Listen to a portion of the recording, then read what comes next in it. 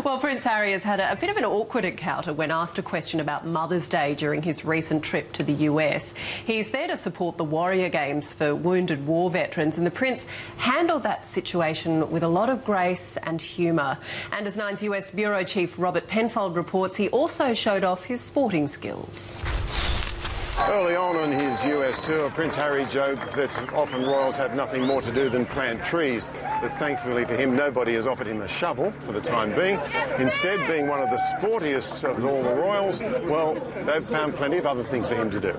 But it was all happening at the US Air Force Academy just outside of Colorado Springs while he was still involved in the Warrior Games, helping to start a couple of bike races. Now, rarely are members of the royal family caught off guard. That's because everyone who hosts them is fully briefed beforehand. But not today, when the cycling commentator, without notice, started interviewing Harry.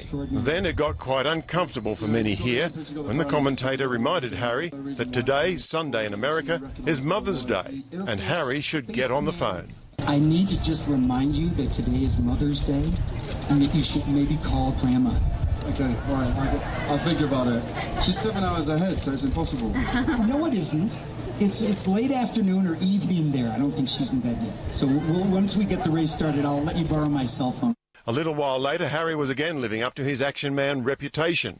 Members of the Air Force football team soon tried to convert the rugby man to their game. And after a few practices, well, he was almost ready to take the field. Talk football in America, and you've got to talk cheerleaders, and soon they had the Prince involved in that as well. Good, strong British support from the bottom up. Prince Harry's leaving now with a plan, hoping, he says, to see the Warrior Games one day played out in the Olympic Stadium in London. As well, he says, he thinks the Australians and the Canadians, the wounded soldiers from there, should also come along and take part.